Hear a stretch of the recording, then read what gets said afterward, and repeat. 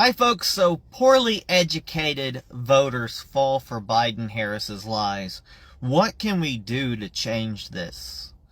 As Biden administration's under fire for job growth is inflated and lost children are in crisis. So welcome to another edition of hashtag Go Right with Peter Boykin, where we bring you the truth with a constitutionalist for liberty perspective. Our constitutional republic ensures our democracy, and it's crucial that we hold those in power accountable for their actions. We have several alarming developments to discuss, starting with the Biden-Harris administration's troubling track record on job growth, the shocking loss of thousands of illegal alien children, and the growing disillusionment with our nation's leadership. First, let's delve deeper into the recent bombshell that the Biden-Harris administration grossly overstated job growth numbers by nearly 1 million jobs. The Bureau of Labor Statistics, the BLS, basically the BS, recently revised their job growth report, revealing that the administration's initial numbers were inflated by 818,000 jobs. This correction is the largest in 15 years, dropping the average monthly growth from 242,000 to 174,000. Particularly concerning is that 115,000 fewer manufacturing jobs were created than initially reported. This significant discrepancy raises serious questions about the administration's transparency and its claims on economic recovery. And we know they're lying to you, folks. All they do is lie. The DNC has proven to you that if you keep repeating the lie enough, people will believe it. There was a Star Trek episode, Next Generation, where Picard was kidnapped by the Romulans one time, and they kept at him with these 3 lights. I can't remember, it was 2 lights, 3 lights, whatever.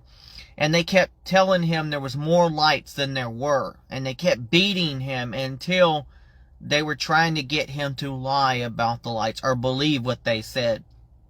And I think the episode is he stayed true. He stayed true to the amount that he thought he saw up until I think he was released. And before he actually subdued and said he saw only 2 lights from his perspective, and it was supposed to be 3, you could tell that by that time he knew. He might have thought there was 3, but he only saw 2. Because conditioning works when they lie to people over and over again. And they spread that lies because they know they'll spread that lies and talking points. So it's our job as constitutionalists to look up real facts and to be able to talk to these people, hopefully in sensible ways, especially if they're receptive, and tell them, here's the facts. Do the research. But a lot of them ask you to do the research for them. I'm like, no, you do the research. Do the research.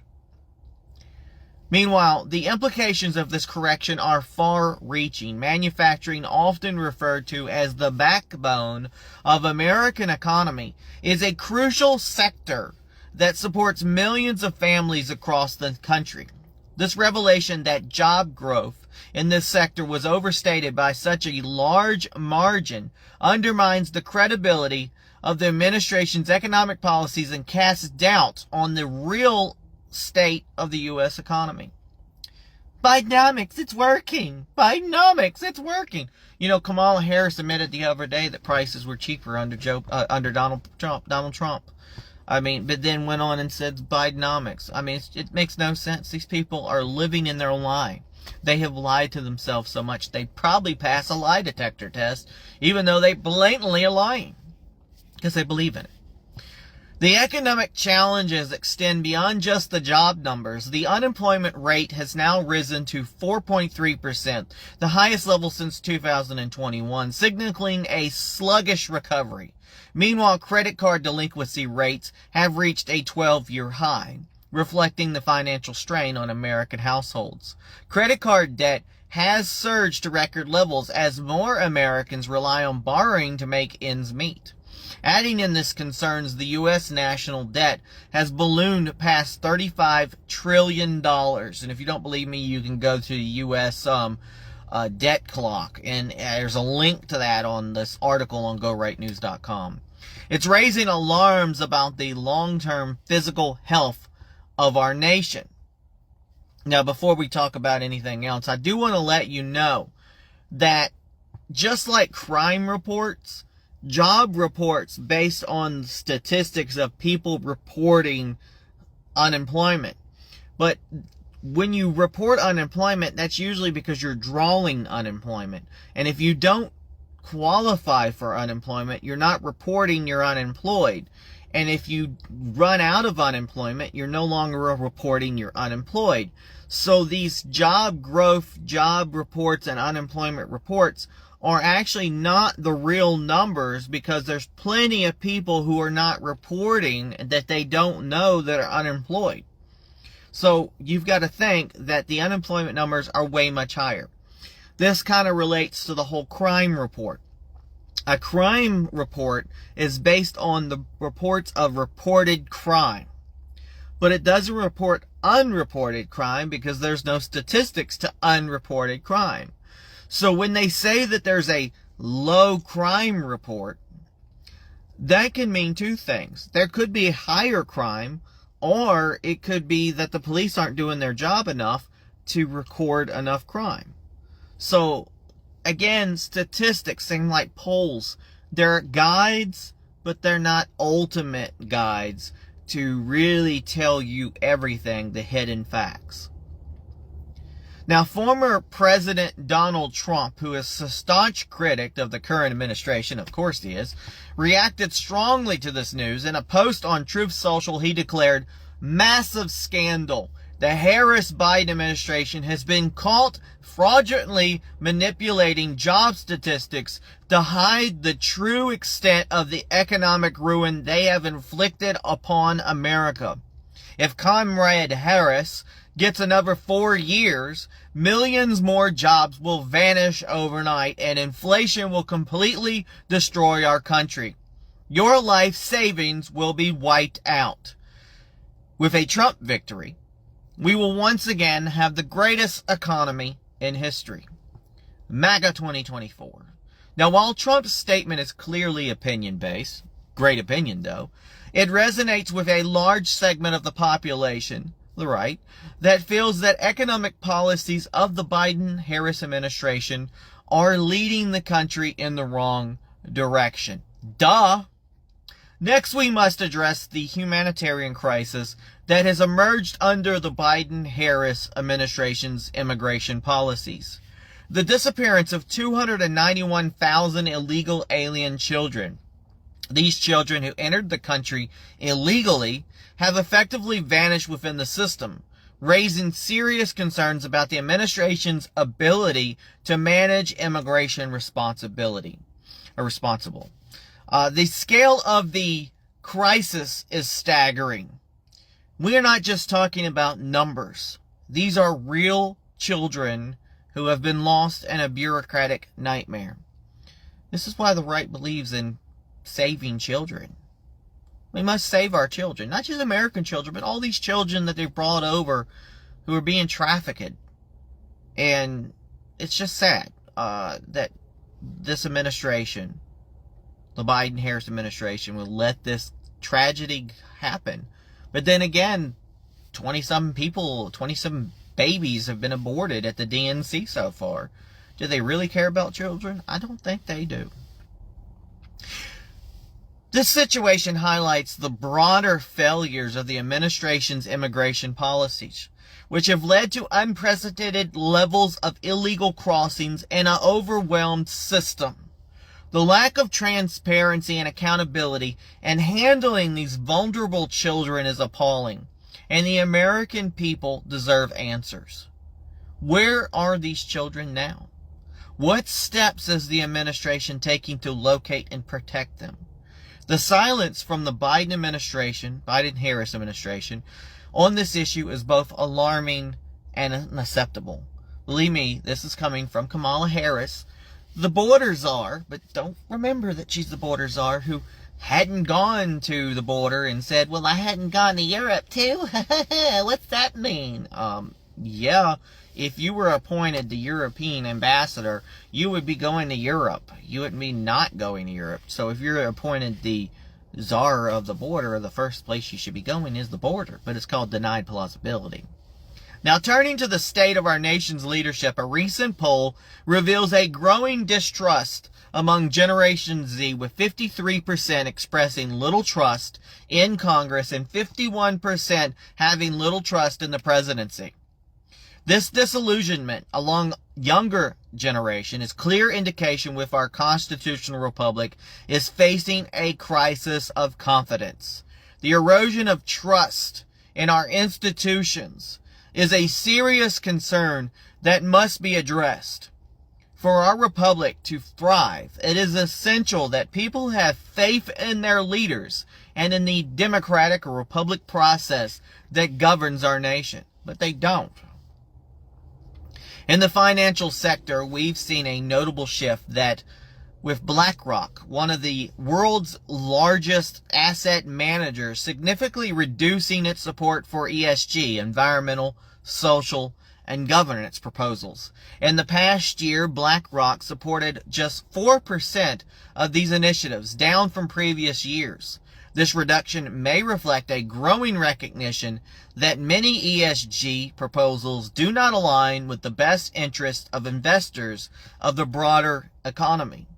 The movement toward ESG has been heavily criticized by prioritizing political agendas over economic stability, and BlackRock's decision could signal a broader reevaluation of these policies within the financial industry. On the political front, there's speculation, we talked about this before, you can check out the article on GoRightNews.com, that Robert F. Kennedy Jr., a prominent figure in the Democratic Party, who's technically not anymore, may be ending his presidential bid, which is an independent bid, and could endorse former President Donald J. Trump. If true, this could be a seismic shift in the political landscape. An endorsement from RFK Jr. could bring a significant portion of disillusioned Democratic voters into Trump's camp. I see a repeat of the Bernie camp, the Bernie boys, the Bernie Sanders people, that when Bernie was disillusioned and they went to Trump in the 2016 election. Now, this development underscores the deep divisions within the Democratic Party and highlights the growing appeal of Trump's America First agenda. There's nothing wrong with being a MAGA extremist. There's nothing wrong with being for America and putting America first. Because what's the opposite? Putting America last? Not wanting America to be the great? I mean, think about it, folks. In other news, a federal judge recently struck down a landmark FTC regulation that aimed to ban employers from using non-compete agreements to block workers from joining rival companies. I kind of like that idea because I don't think you should be, bogged down. This isn't India where you have to, ask your employer to quit and you have to get a letter to go to the next job. But this investigation is crucial to ensuring the integrity of our electoral system. Wait a minute, I'm passing. I'm off the rocker here.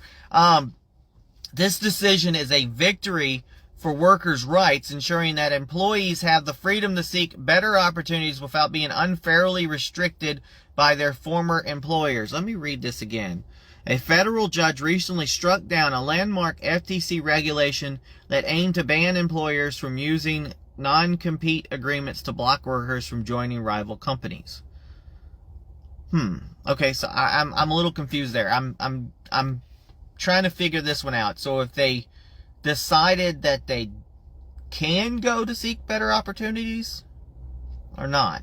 Now, non-compete agreements have long been criticized for limiting workers' mobility and suppressing wages.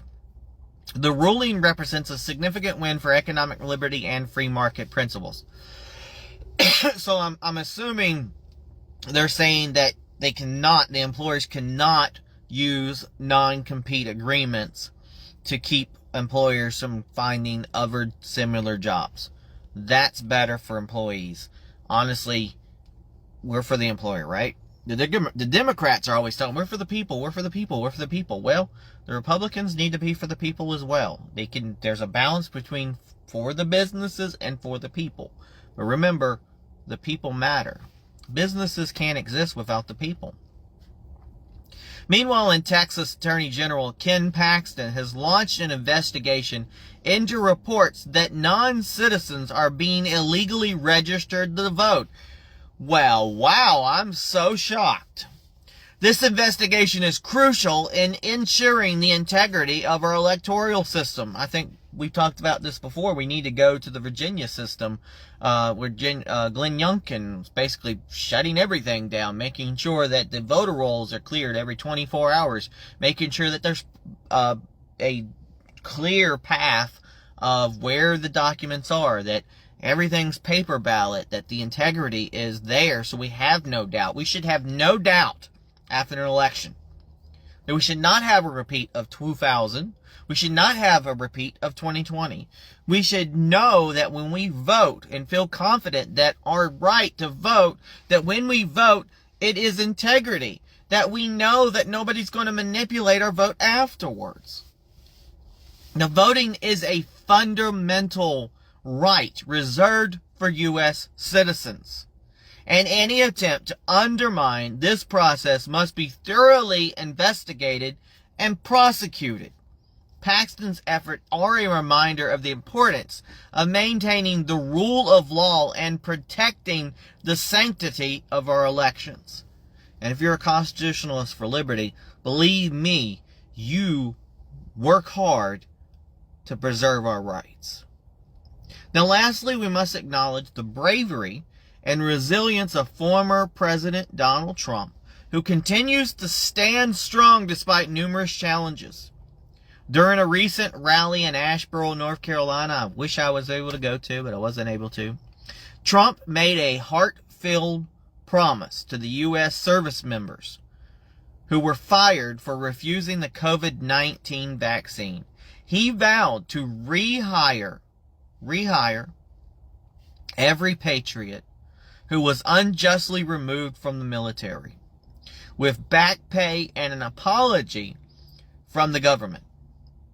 Trump's commitment to our service members is a testament to his dedication to those who have sacrificed so much for our nation. And an inspiring moment also during that rally, Trump stopped his speech to check on a woman who had fainted in the crowd, ignoring the bulletproof glass. Just, weeks ago, he was almost assassinated.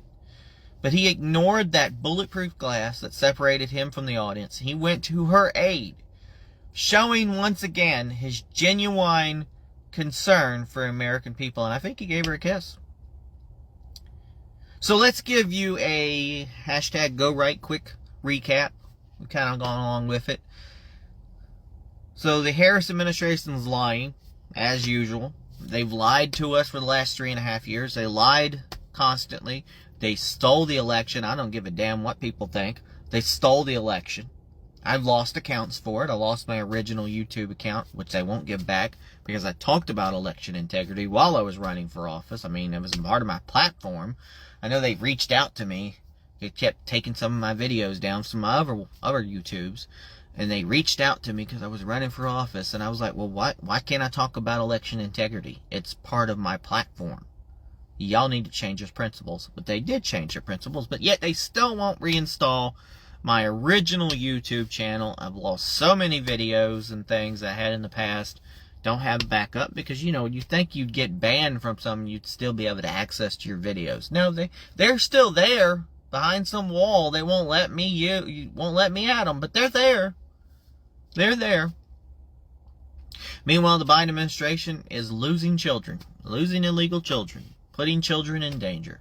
But they don't care. They don't care about children. They don't care. They do not care about people. They only care about power. And I'm not saying that people on the right sometimes are like that as well. But we know that the best way is the right way. And if you're an unaffiliated voter, you can stay unaffiliated, but think about the people you vote for at the end of the day. Vote for the best candidates. And then Donald Trump, who's in the speech the other day, he was here, and I didn't get to go to the rally, which is not too far from where I live. I would have liked to gone, but Donald Trump, bravely, fight, went out there to talk to the audience. That is a person who loves America and loves putting Americans first. And if you have any sense, folks, you're going to vote for Donald Trump. And you're going to vote for other candidates who are great for America. So stay informed, stay engaged, and always seek the truth. This has been hashtag with Peter Boykin, hashtag Go Right with Peter Boykin, reminding you that our constitutional republic thrives when we, the people, hold our leaders accountable. Let's continue to fight for a stronger, more united America. Again, you can check me out on YouTube at Peter Boykin. Just look for Peter Boykin, Go Right. I'm on Rumble, rumble.com/GoRightNews. I'm on Spreaker, Peter Boykin, which is on Spotify and a lot of other platforms. I have the website, GoRightNews.com and PeterBoykin.com. And if you can, donate on the page so I can take care of the bills that it takes to keep things going. This is cheap, just talking on the camera, but I have to keep verification and other things so people know that they're talking to the real me, because so many fake people are out there. And, it costs money to run the website and everything else. But again, folks, let's continue to fight for a stronger, more united America. Peace, everybody. God bless.